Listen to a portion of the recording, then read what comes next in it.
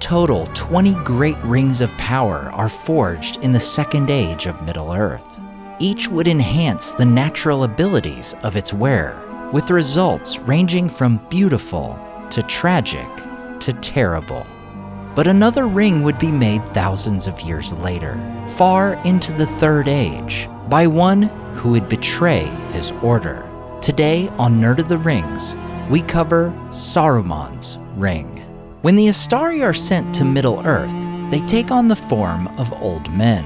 Landing upon the shores of Middle-earth at the Grey Havens, these wizards are greeted by Cirdan the Shipwright. Though Saruman the White arrives before and is considered the head of their order, Cirdan gives his ring of power to Gandalf the Grey. Cirdan, from their first meeting at the Grey Havens, divined in him the greatest spirit and the wisest, and he welcomed him with reverence, and he gave to his keeping the third ring, Narya the Red. While there are a number of great rings, the three are especially so, and they would always be greatly coveted by Sauron. Gandalf would wear Narya, the Ring of Fire, during his long life in Middle-earth, and it would prove useful to him, opposing Sauron, the fire that devours, with the fire that kindles hearts. But eventually Saruman would find out about Gandalf's secret ring.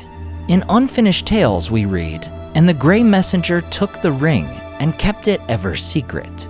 Yet the White Messenger, who is skilled to uncover all secrets, after a time became aware of this gift and begrudged it. And it was the beginning of the hidden ill will that he bore to the Grey, which afterwards became manifest." There are 2 points here worth noting when it comes to Saruman's later creation of his own ring. One is that he clearly resented Gandalf for possessing this powerful artifact. As we would see over Saruman's 2,000 plus years in Middle-earth, he is ever interested in things involving power. Not only do we see this in his later breeding of his own Uruk-hai, but even in his earlier pre-corruption tendencies.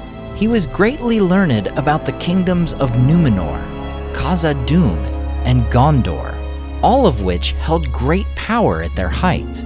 He also came to Orthanc in part to discover a Palantir, another great and powerful artifact. And there was, of course, his study of the Rings of Power themselves. And it is this study that leads Saruman to attempt to create his very own Ring of Power, a feat last attempted nearly 5,000 years prior.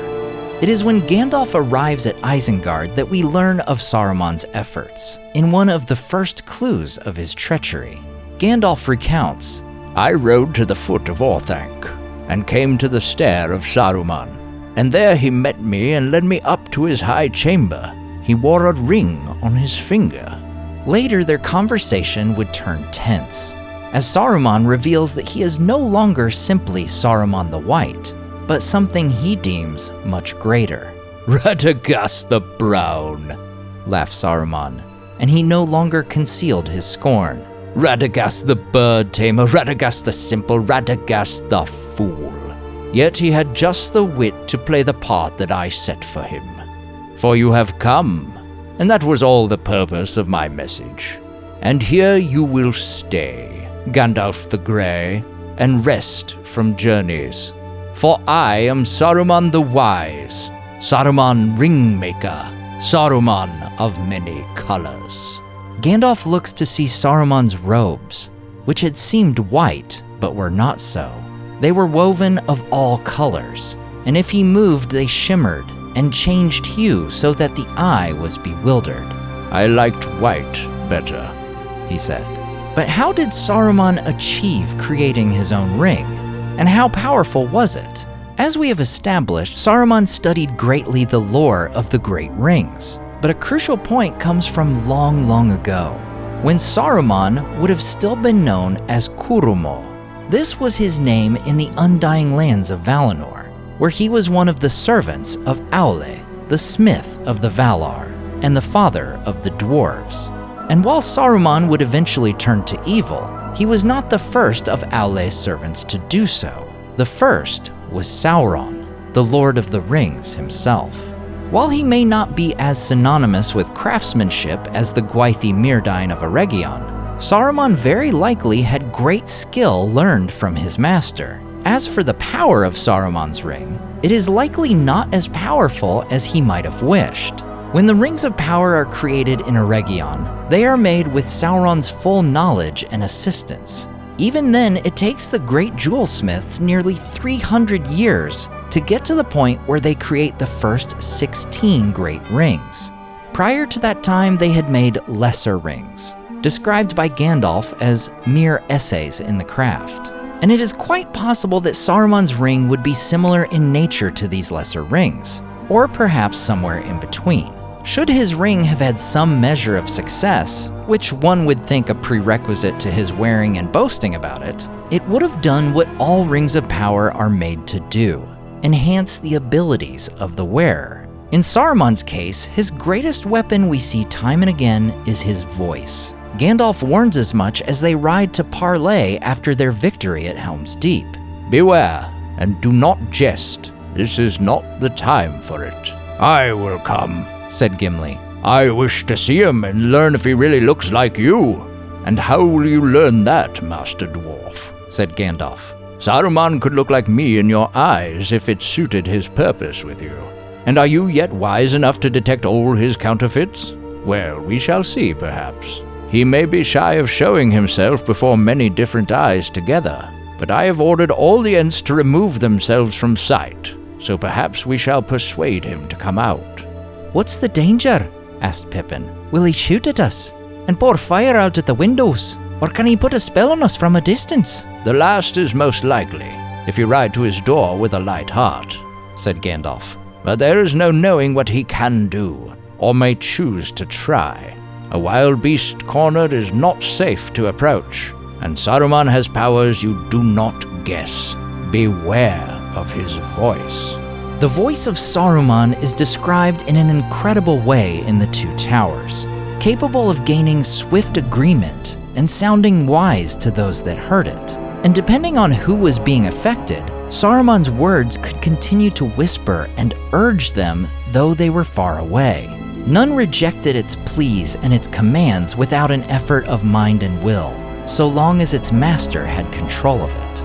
Was the power of Saruman's voice amplified by his created ring? We cannot know for certain. Either way, his voice is incredibly powerful. In Unfinished Tales, we learn of when the Nazgul arrived at Isengard, and even the Witch King himself does not question Saruman's lies. And the voice itself magically emanates from the gate of Isengard, rather than Saruman coming to his uninvited guests. No matter the effects Saruman's ring has, it is likely that he did not achieve his desired results, for he still greatly desires the One. His entire strategy for years was to acquire it before Sauron had the chance, and his pitch to Gandalf for them to rule revolves around obtaining the One Ring.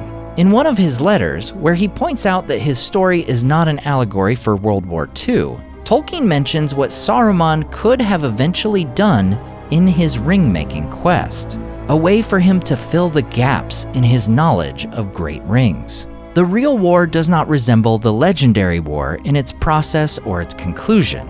If it had inspired or directed the development of the legend, then certainly the ring would have been seized and used against Sauron. He would not have been annihilated, but enslaved, and Barad-dûr would not have been destroyed, but occupied. Saruman, failing to get possession of the ring, would, in the confusion and treacheries of the time, have found in Mordor the missing links in his own researches into ring lore. And before long, he would have made a great ring of his own, with which to challenge the self-styled ruler of Middle-earth. Like Sauron before him, Saruman would fall from a loyal servant of Aule to a tyrant, bent on ruling Middle-earth to force order upon its lands. While he would feign some level of loyalty to Sauron, there is no question he had grand schemes of his own, schemes to become the ring-bearer, the ringmaker, even become the Lord of the Rings. As always, I want to say a huge thank you to all my Patreon and YouTube supporters who make this channel possible.